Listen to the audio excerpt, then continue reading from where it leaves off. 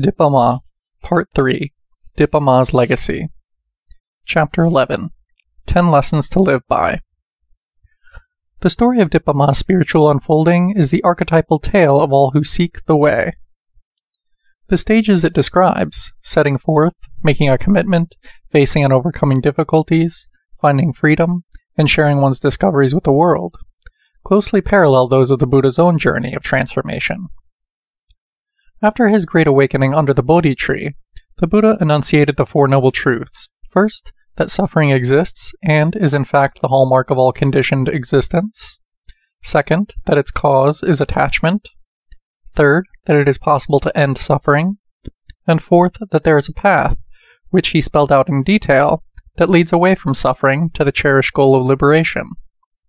Buddhist practice, simply put, is about ending suffering, for ourselves and for all beings. It is this implicit promise that our own suffering can cease that first brings many of us to meditation practice. And it is Dipa Ma's life example that can give us the confidence to set forth on this journey. A woman, a mother, a householder, Dipa Ma makes the Buddha's path seem accessible and the great goal of freedom attainable in this very life. What follows are some of the lessons we can derive from Dipa Ma's essential teachings. May they be of help to you in your own journey of liberation. Lesson 1. Choose a meditation practice and stick with it. Quote, "If you want to progress in meditation, stay with one technique." For those beginning the spiritual journey, Dipa Ma was adamant about commitment to one style of meditation. Don't give up and don't jump around from practice to practice. Find a technique that suits you, and keep going until you find your edge, the point where difficulties start to arise. A common mistake many Western spiritual seekers make is to interpret difficulties as a problem with a particular practice. Then, when the going gets tough, the tough go, quote, spiritual shopping. From the vantage point of that uncomfortable edge, some other practice always looks better. Maybe I should do Tibetan chanting or Sufi dancing. In fact, difficulties are usually a reliable sign that the practice is working. Take Dipa Ma's advice to heart. Stick with the practice you've chosen through difficulty and doubt, through inspiration and stagnation, through the inevitable ups and downs. If you can stay committed to your practice through the darkest of times, wisdom will dawn. Lesson 2. Meditate every day. Quote, "Practice now. Don't think you will do more later." Dipa Ma stated firmly that if you want peace, you must practice regularly. She insisted that students find time for formal meditation practice every day, even if only for 5 minutes. If that proved impossible, she advised, at least when you are in bed at night, just notice one in-breath and one out-breath before you fall asleep. Besides formal sitting on the cushion, Dipa Ma urged students to make every moment of their lives a meditation. Many of them were busy people who found it difficult to set aside any time at all. Deepak Chaudhuri told Dipa Ma that it was impossible for him to practice because he had a very full schedule at the bank where he worked. He explained that he spent his workdays doing calculations, and that his job required him to be continually on the move, too busy and too restless even to think about meditation. Dipa Ma wouldn't hear of this. She insisted that meditation is always possible, that it is not separate from life. Quote, "If you are busy, then busyness is the meditation," she told him. When you do calculations, know that you are doing calculations. Meditation is to know what you are doing. If you are rushing to the office, then you should be mindful of rushing. When you are eating, putting on your shoes, your socks, your clothes, you must be mindful. It is all meditation. Even when you are cutting your nails, put your mind there. Know that you are cutting your nails. End quote. For Dipa Ma, mindfulness wasn't something she did, it was who she was, all the time. The best attitude with which to approach this practice, she said, is with trust and willingness. When your mind wanders, simply begin again. Dipa Ma made it clear that there is nothing wrong with lapses of mindfulness. It happens to everyone. It is not a permanent problem. Don't worry, just start again. Always maintain your effort, patience, and faith.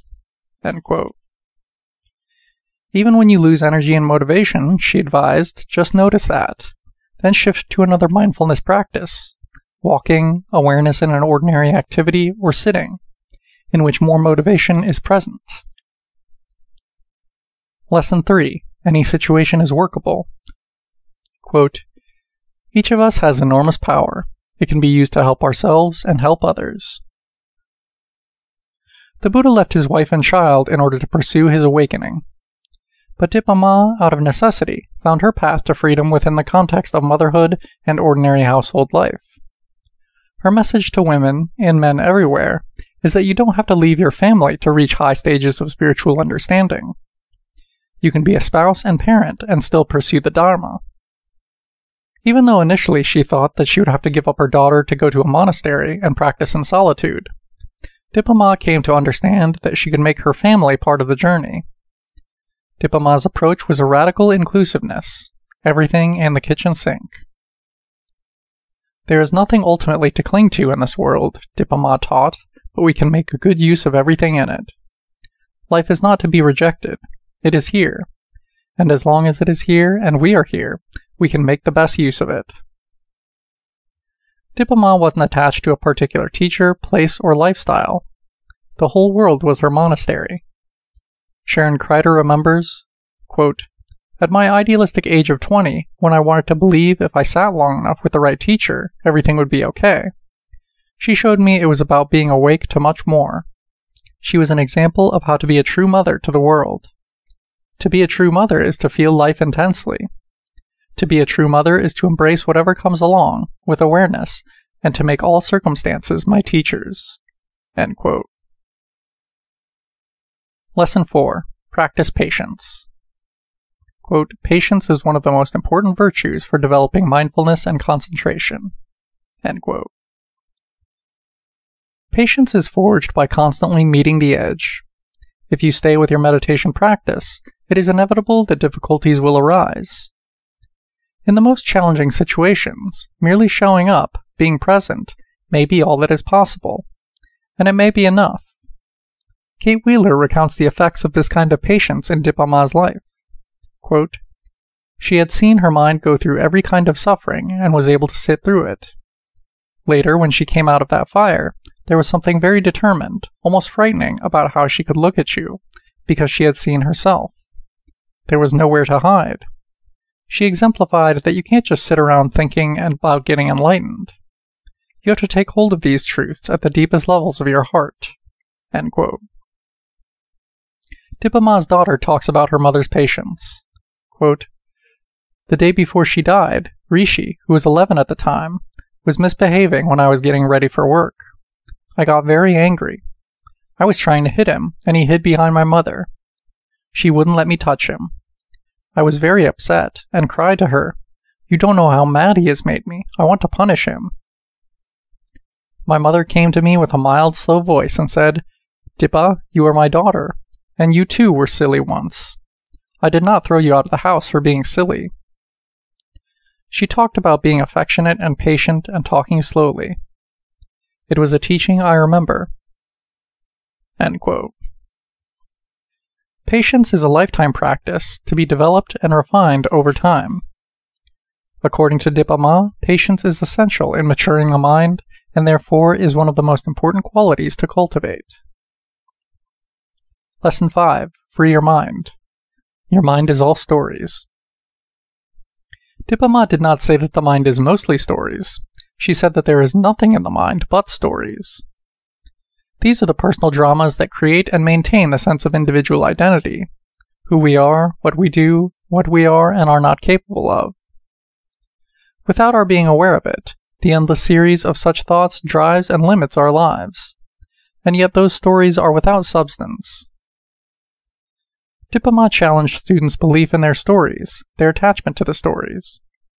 When someone said, I can't do that, she would ask, are you sure? Or who says? Or why not? She encouraged students to observe the stories, to see their emptiness, and to go beyond the limitations they impose. Let go of thinking, she urged. Meditation is not about thinking. At the same time, Dipa Ma taught that the mind is not an enemy to be gotten rid of. Rather, in the process of befriending the mind, and getting to know and accept it, it ceases to be a problem. Dipa-Ma knew the freedom that follows that process. She lived in a state of thought-free awareness. In a group interview, Jack Kornfield innocently asked, "What is it like in your mind?" Dipa-Ma smiled, closed her eyes, and quietly answered, "In my mind there are 3 things: concentration, loving-kindness, and peace." Jack, not sure if he had heard correctly, asked, "Is that all?" "Yes, that is all," Dipa-Ma replied. The room was silent. Then there were a few sighs and quiet laughs, followed by Jack's barely audible whisper, "How wonderful." Lesson 6. Cool the fire of emotions. Quote, "Anger is a fire." When someone came to visit Dipa-Ma, it didn't matter who it was, or what emotional state they were embroiled in, or what the circumstances were. Dipa-Ma treated each person with complete, compassionate acceptance. Can we offer the same acceptance to the emotions that arise in us? Can we see our emotional states as visitors to be treated with kindness? Can we simply allow anger and other emotions to arise and pass away without reacting in ways that might be harmful? Quote, "A lot of incidents happen in daily life which are undesirable," Dipa-Ma said. "Sometimes I experience some irritation, but my mind remains cool. Irritation comes and passes. My mind isn't disturbed by this. Anger is a fire, but I don't feel any heat. It comes and it dies right out." Dipa-Ma's example is inspiring, but aren't there certain occasions when anger might be appropriate? Aren't there at least some situations when it's justified? For Dipa-Ma, the answer was simple. No, anger is never justified. And she found ways to navigate through life without it. Sylvia Boorstein, who hosted Dipa-Ma in her California home in 1980, said that her husband once challenged Dipa-Ma on this point. Quote, "Dipa-Ma was talking about the importance of maintaining tranquility and equanimity and non-anger, and my husband asked her, quote, 'Could you do that? What if someone were in some way to jeopardize your grandson Rishi, to threaten him?' I would stop him, of course," Dipa-Ma replied, "but without anger." Lesson 7. Have fun along the way. Quote, "I am quite happy. If you come to meditate, you will also be happy." Jack Engler asked Dipa-Ma about the place of fun in Buddhist practice. "This all sounds very gray," he said. "Getting rid of the passion, getting rid of anger, getting rid of desire. It seems like a kind of gray existence. Where's the juice?" "Oh, you don't understand," Dipa-Ma burst out laughing. "There is so much sameness in ordinary life. We are always experiencing everything through the same set of lenses. Once greed, hatred, and delusion are gone, you see everything fresh and new all the time. Every moment is new. Life was dull before. Now, every day, every moment is full of taste and zest." Eric Kolvig remembers a group interview in which Dipa-Ma's playfulness was expressed in an unforgettable image. Quote, "Dipa-Ma's grandson became upset about something in the kitchen. He let the world know about it in the willful way that is common in 2-year-olds and dictators. She called him to the couch, where she laid him face down across her lap and comforted him by stroking his back and patting his tush, an age-appropriate blessing. A blue and yellow plastic toy dump truck lay beside them. With the profound serenity that never left her, Dipa-Ma picked up the toy, placed it upside down on her head, and continued with the Dharma point she was making. She kept it on for the rest of the interview. That is how I will always remember her, patting the butt of the pacified child on her lap and discoursing on the Dharma with the blue and yellow dump truck on her head. Dipa-Ma was a great spiritual warrior, the greatest I have known. On her head, that toy truck became the warrior's noble helmet. I say that only half in jest." End quote. Lesson 8. Simplify. Quote, "Live simply. A very simple life is good for everything. Too much luxury is a hindrance to practice." End quote. Even though Dipa-Ma and her family lived in 2 tiny rooms, most visitors perceived those rooms as spacious and filled with light.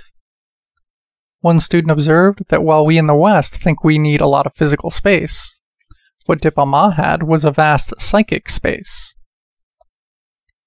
In every way, Dipa-Ma lived in the greatest simplicity, She refrained from socializing. She did not engage in unnecessary talk. She didn't involve herself in other people's concerns, especially complaints. Her guideline for herself and her students was to live honestly and never blame others. Often Dipa Ma simply rested in silence. Quote, "Whenever I get time alone, I always turn my mind inward," she said. She did not spend time at any activity that was unnecessary to her life. Just as in meditation, we practice giving our full attention to one thing at a time, Dipa Ma did each thing completely without worrying about the next. Quote, "Thoughts of the past and future," she said, "spoil your time." In whatever she did, she was fully present, with ease, stillness, and simplicity. Dipa Ma encouraged her American students to simplify their material needs. In entering one household, she exclaimed, "Why so many things? Why so many pairs of shoes? Why 10 boxes of tea? Why? The accumulation of things only increases the want. You will not find any pleasure in plenty." End quote. Lesson 9. Cultivate the spirit of blessing. Quote, "If you bless those around you, this will inspire you to be attentive in every moment." Dipa Ma made of her life one continuous blessing. She offered blessings to all people. She blessed people from head to toe, blowing on them, chanting over them, stroking their hair. Dipa Ma invited a student who was an airline pilot to send loving kindness and blessings to his passengers and his colleagues while he was flying on the plane. She said it would make him more alert and make everyone happy as well. Her blessings were not reserved exclusively for people. Before boarding an airplane, she would bestow a blessing upon it. Riding in a car was an opportunity to offer a blessing not only to the vehicle, but also to the driver and to the men who pumped the gas. In one of her very first teachings in America, Dipa Ma said, "Meditation is love." Her spirit of blessing throughout the day was a living example of this teaching. She reminds us that true meditation is about how we care for ourselves and the world, and that ultimately, meditation is the continual movement of love, which, similar to one of Dipa Ma's blessings, encompasses nothing less than everyone and everything. Lesson 10. It's a circular journey. Meditation integrates the whole person. Buddhists speak metaphorically of leaving the world and coming back to the world. But in truth, there is neither leaving the world nor returning to it. We can't leave or return to our essence, to the rock-bottom truth of our being, because it is and has always been right here, hidden only by a thin film of ignorance. You don't discover it, rather you allow it to come forth, to emerge from the cloud of unknowing that surrounds you. Seeing into your true nature means realizing that you are inextricably bound to everyone and everything that lives, that you are, indeed, responsible for all that takes place in the world. The beauty of the spiritual journey is that the path invariably takes us back around to our point of departure. When Dipa Ma suffered her childlessness, her husband wisely suggested that she adopt everyone as her own child. But in those difficult days before she encountered the teachings that would transform her life, she was lost in sadness for what she lacked, trying to, quote, fill a hole. By the end of her life, though, Dipa Ma had indeed become a mother to all. In place of that hole that needed to be filled, there simply was a heart open to all. End of section.